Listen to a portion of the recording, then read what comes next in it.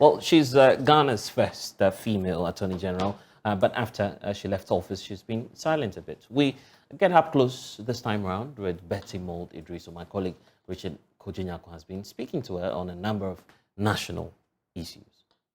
Some of the media now, you frighten me. Some of the media. I get scared when I get interviews and then see some screaming headlines out there. That's one issue. And the second issue, really, there are some fantastic personalities that we have in the party and in the country who are young ladies. And I'm mentoring them, myself and several others. We're mentoring them. And, you know, we do programs and things with them, showing them how to get out there. Occasionally, I'll do the rare interview so they'll see how it's done, how to manage, and so on. But I'm not a media person. I'm a poor lawyer. Really been a blessing to my life. And I thank God that I at least had a father and a mother, of course, very strong Ashanti woman, but a father who believed in pushing the women, his daughters, to the forefront. My sisters, my siblings from his side, one was the first female director of the Institute of Adult Education, Professor Miranda Greenstreet, and the other was also a top nutritionist, one of the top who did an MSc in America in the 40s. You know, so he's always pushed his siblings, his nieces and nephews. My first cousin is Dr. and Mrs. Mary Chinri Hesse. Her mother comes after my dad, the first female chancellor of the University of Ghana. So our family from Jamestown, British Accra, is noted for that. We the Ashantis, though, we are more militant. Also, in terms of family, I mean, maybe I'm more strong because I'm the eldest of 4 from my mother and father's side. And 3 brothers after me. So, you know, the Ashantis, they bring us up to be the matriarchs. And that's what I've been. So it was joyous for myself and my siblings and my children for me to reach this age. And I think we've had a wonderful time and realize that we're blessed as a family. So, I mean, how is life after? I'm not saying that after politics, because I can't say that you're out of politics, definitely. But I mean, out of office, you're here, you just turned 70. I mean, that feeling should be some awesome one. It is. It's exhilarating because all of a sudden, there's such a confluence of ideas and, you know, all the things that you have done come rushing to the front. And sometimes I just caught a snippet, I think it was Joy, of a program of a program of advocacy against domestic violence. We did that 40 years ago. I was trying to see the name of the group that was doing that advocacy, and I'm telling myself, we in FIDA, and then the organization I founded, the African Women Lawyers, we did that 40 years ago, 30 years ago, 20 years ago, and going round the country on this advocacy. Yes, we have a domestic violence bill. How many cases go to court? It's the same questions they were asking. Then I begin to think to myself, maybe I didn't do all that. I haven't finished all that I set out to achieve. And, you know, the women lawyers, there's been a little dragging in terms of having them step up to their social responsibilities and maybe, you know, responsibilities at the bar of doing pro bono work. A lot of us women do pro bono work without even knowing we are doing pro bono work, but that we need more of that. So there are still 1 or 2 things I have left to see. I'm not quite out yet. So let's look at women empowerment. I know you stand for the issues of women, just like you were legislating about 40 years ago on the laws concerning women. Tell me about how women are being empowered. Are we getting there, or how is the pace like? I think in my lifetime, it's all that I should have wanted to see has been achieved. You have more women lawyers than you do men being called to the bar now. You have an equal number of women medical practitioners. Sometimes they sweep the honors list. And you have, I think it's 51% of women at the university now. And that's just amazing. It's a joy. More than us. Yes, but you know, it was a very difficult situation. Even up to now, there are pockets of where poverty and the means to live has been at the bane of a girl child going to school. When I was Minister of Education and we were taking steps to make sanitary pads and to make school sandals and school bags, one of the fundamentals of education in the most deprived areas, people didn't understand it and thought we were doing politics. It's fundamental to get the girl child to school. I'm still sad to see that in some areas the situation still persists. But I think that I will call on the Minister of Gender, I think there is one now, you know, to do more. Number one, to implement the legislation that we have fought so hard to put into place in terms of domestic and spousal abuse, and then also to ensure that the girl children are given equal access to education as the boy children. True, it's getting better, but in some areas we have to do affirmative action. There are sometimes you hear or you watch harrowing stories about access to education by a female or the girl child. In the Upper Iddrisu district, for instance, there are still some rivers that the female or the girl child is unable to cross because they are in their menses and it impedes their access to education. When you hear some of these things, I mean, how do you feel about it?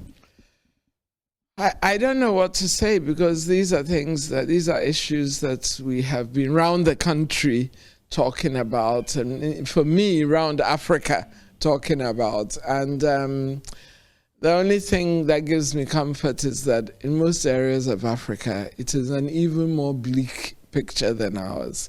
And now, with women rising in terms of political activism and with women in places of decision making and with women scrambling to get into parliament. Let me talk about my own party, because that's what I know best. And I'm sure the same is happening in the MPP and other CPP, other political parties.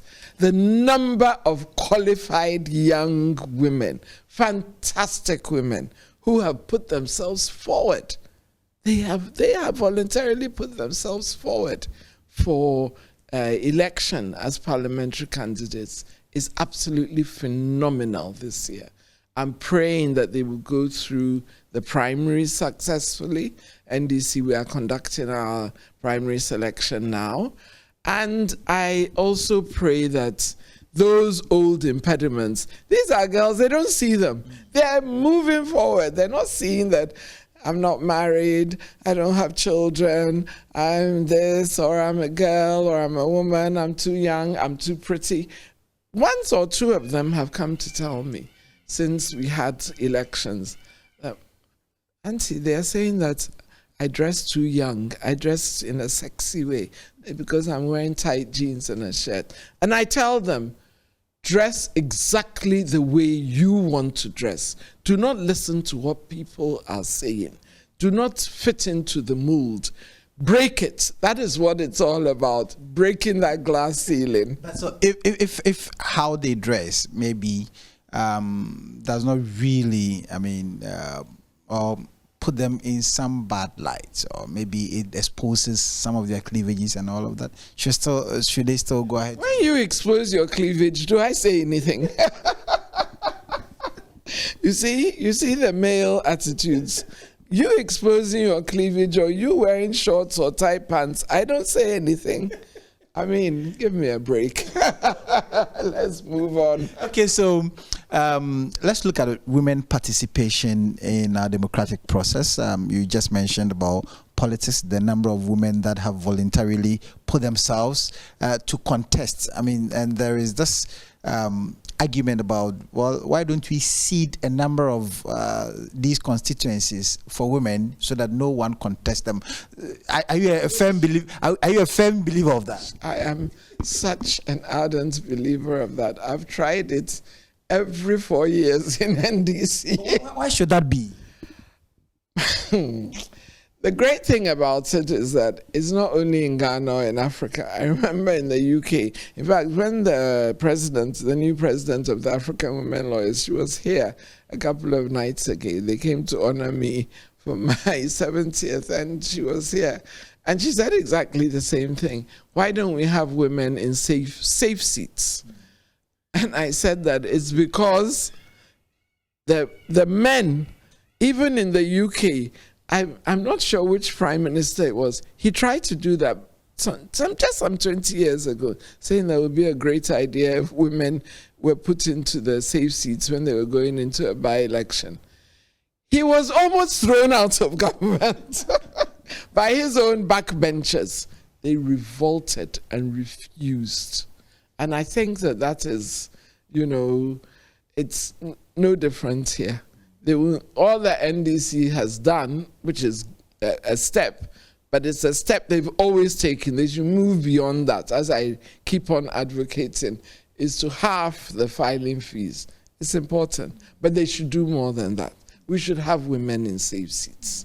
Are you praying now that you sit here and you crave that the NDC will return to power maybe in 2024, right? Do you feel that we should get a female president sooner? Oh, I've always had the belief that we should have a female president. I've always had the belief that we should have a female vice president. And we should have an all-female cabinet. I have no problems with. He came close to that in 2020 when they had Professor Nana Jane Opoku-Agyeman as vice. Yes. How was the feeling like? Oh, it was wonderful for me. I mean, I was delighted that Professor Nana Jane Opoku-Agyeman was selected, and it's difficult, but I know the difficulties she has faced. Very competent woman, and when she talks, first class. But I know the difficulties she has faced. But regardless, we've always given her the vim to continue. She knows that we've got her back. And it made the young girls, the younger generation, very excited to see that. And I think it was a great balance. In politics, one always has to look at the balance between the North and the South, the male and the female, the educational, the professional, what they are bringing to the table. And I think that that's very important. What any candidate, regardless whether male or female, are bringing to the table. And that is what, in politics, we have to get right. Does it sadden you that, I mean, the just ended vetting of the NDC, there was no woman who is among the three that sailed through, none even went ahead to even pick a form, let alone to even file for that one. Was it something that you were looking up to? No, not for NDC.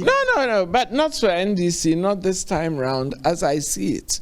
It's unfortunate, but it's a very difficult terrain. Very, very difficult. Look, I ran for chairman of the NDC in 2015 or so. It was awful. Awful. It was just awful. I wouldn't want anybody I know personally to go through what I went through, and it was just pure sexism. It was sexism.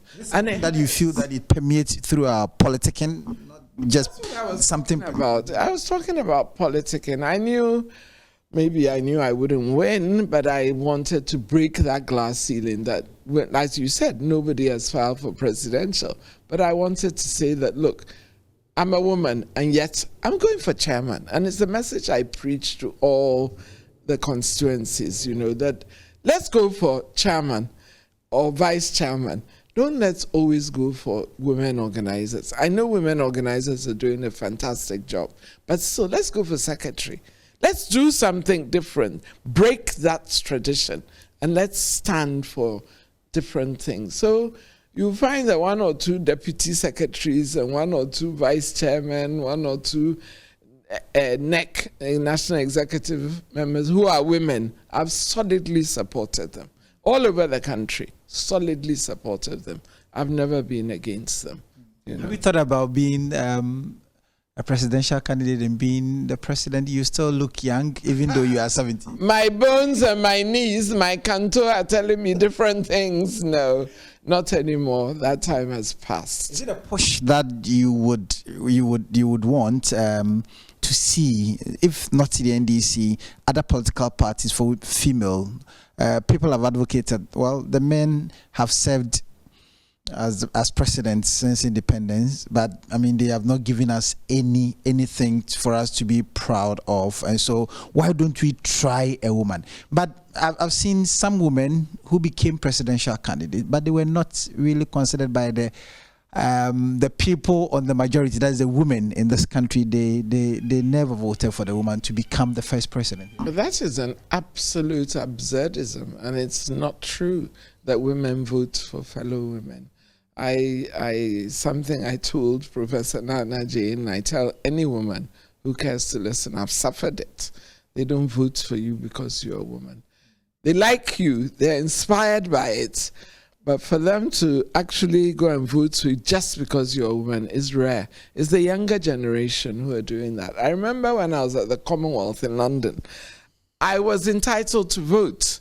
So I went, the UK elections, I went into the place, to the voting booth. I didn't know many of the candidates. Then I saw the Green Party had a woman as the parliamentary candidate for the area I was in. So I just voted for her. And that was purely because she was a woman. I didn't know her, but because she was a woman, I voted for her. And you have some people doing that. I've done it myself. I won't say when. I've done it myself locally, nationally. I've done it myself. I've voted because they are women. More women should do that, but we don't. And I'm hoping that now, with the younger women growing up, not knowing the biases, the fears, the prejudices, the sexism that we have been through, I'm praying that now we can actually say that women vote for women, Then I'm sure that you have really saluted a lot of the women who have been in parliament consistently in their constituency in a male-dominated area like politics. Oh, sure. There are so many of them that stand out. I just wish, and this is a wish, that the Women's Caucus was a much more stronger caucus. I understand their difficulties, but one would wish to have a strong Women's Caucus. I laid the bill for the review of the intestate succession law and the spousal rights, the dissolution of the spousal rights bill on dissolution of marriages as mandated by the Constitution. I laid that bill when I was Attorney General, 2011. Up to now, I say it was one of my finest hours. I was so proud because you have no idea of how the intestate succession law has revolutionized women. Jerry John Rawlings, the late Jerry John Rawlings passed it. I salute him for that. It was the first in Africa at that time, in 1979. And we were the first, at that time it was FIDA, we were the first to actually go into that legislation. So look at me, 1979, this was 2011. I was so proud. The bill is still there in Parliament as a bill. Wow. Now, Obeka, wow.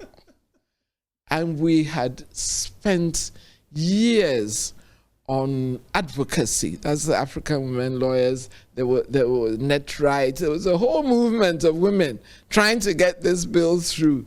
Lewa law and women in Africa. All of us were in the battle, sensitizing everybody in Ghana, sensitizing parliamentarians up till today. 1979. No, this was 2011. It's more than a decade. That the draft bill is in Parliament and they just can't agree on the provisions. Ask yourself why. Because it ensures that women get a part of the property that they work with their husbands to acquire, either on death or on dissolution of marriage. That is all. There's no other basis. When they go to court, when there is this dissolution Courts of... are fantastic. Yeah, because the equality is equity principle, they apply. The courts have pushed the boundaries of gender equality and the rights of men and women being equal under the Constitution to the maximum. I salute our courts and our judges, almost all of them. High Court, Appeal Court, Supreme Court, decision after decision after decision over the last 20 years have really given women a fantastic opportunity, you know, and a legitimacy in terms of their rights. More should be done and would have been done from 2011 if we had passed these laws. But I know we called on the Speaker of Parliament, we've done a lot of advocacy again, and I know that they have put it on the agenda for Parliament again, and we are assured that it will be passed in the lifetime of this Parliament. So I rest my case. Well, so elections are just around the corner. Next year, we are going into elections again. The NDC has been in power for some time. The NPP has taken over and all of that. Now, let's look at this current regime. What do you think should have been, or now you relish that the NDC should come back in 2024? I think it's a certainty. I don't think anybody has any other thoughts than that. Really? Oh no, but the MPP know that they can never make it back. They themselves know it. Go and ask anybody on the street. But they also feel that the NDC, who are the alternative, they are also not really unified. They are divided. If you look at what happened in Parliament. What happened in Parliament was disgraceful. I don't want to say more than that. It was disgraceful. But that is in the NDC. Whether it was NDC or MPP, it was disgraceful and should never happen again. I want to understand why is it disgraceful? No, I don't want to go into it right now because as a party, I don't think we have explored it enough. But I think that I think it was a disgrace and it was an affront to those in the constituencies because I do grassroots work. When you see me, you think I'm elitist, but I'm there. I'm going to the village next week. I'm going to be in Kwabre and all over Ashanti region, and they can't believe what has happened. Well, we only have 4 MPs, and we know none of them would do that. So you feel that the MPP's desire to break the 8 is a mirage? I don't know what to call it. But I don't think they really believe that. They're just saying it's a slogan. Like, what was it? One village, one dam or something like that. You see, one factory, one this. I think it's just one of their slogans. They themselves know that. If you want to test the pulse of the Ghanaian public, go and sit in a taxi cab. Take any Uber and talk to the guy, which how's it going? Hey, madam.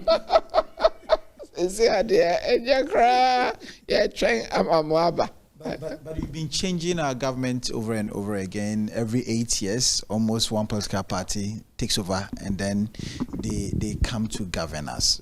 They more or less send us to the IMF. We go begging, and then they visit us with policies that may be unpleasant and all of that. Do you think that we have done well as a country every day going to people to borrow for debt forgiveness, debt cancellation, and all of that. Yet many people talk about, tackling the root of the problems and then getting the foundations right. Weren't you disappointed? Bitterly disappointed. I never ever thought that this would be the fate of Ghana. Not going to IMF, that's not a big issue, that's not a big problem. It's something that should have been foreseen, that we would have to do if they continued along the reckless path of expenditure that this government has done. I think Ghanaians reeled from the shock. They can't believe what they are in, And I must say, I cherish being a Ghanaian, even in this most difficult of times, because I think we are an incredible people. We are so generous and so, we have this innate capacity to absorb so much. I can't use some of the words because I'm going to be on talking to people who might be my juniors, but we've endured a lot. And I think anybody can see that we have been bitterly let down by this government, not Ukraine or whatever it is. That's not justification that, coronavirus rocked us and then Russia and Ukraine. Nobody believes that story except them, so they should go ahead in their false beliefs or misguided beliefs. It's sad, that as a people we have to go through this. What were your expectations when President Akufo-Addo took over the reins of governance, and then you were expecting? Now you sound disappointed. I don't know whether to say that you are disappointed, but you expected more, or did you believe him? He's a personal friend. I don't want to spoil a friendship that has transcended and gone through almost 70 years. So don't let me look at the personalities. Let me just say that the governance of the country has been abominable. And I never ever thought it could get to this stage. Your friend is leading this government. I know. I will not say more. A friend. Your friend you have been with for 70 good years has led us from 2017 up to date. Into the pits. I think every Ghanaian can see that we have been misled. And it's a pity that we have to continue even for another year. But this is what I talk about, the resilience and the courage of Ghanaians, that even they can go through this. And both MPP and NDC, we don't want a coup d'etat.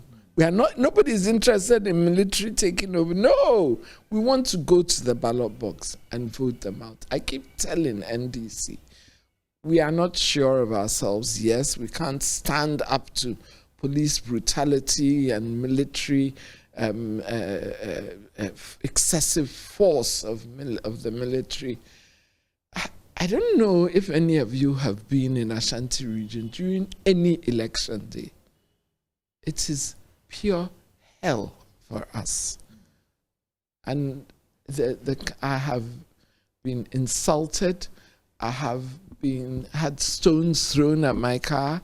I have been put behind counterback. I've had an MP, a sitting MP, point a gun at me in front of a police station. Almost everything you can see, you can imagine, every electoral atrocity has occurred in Ashanti region. And with the few of us who are there, we have to stand against it.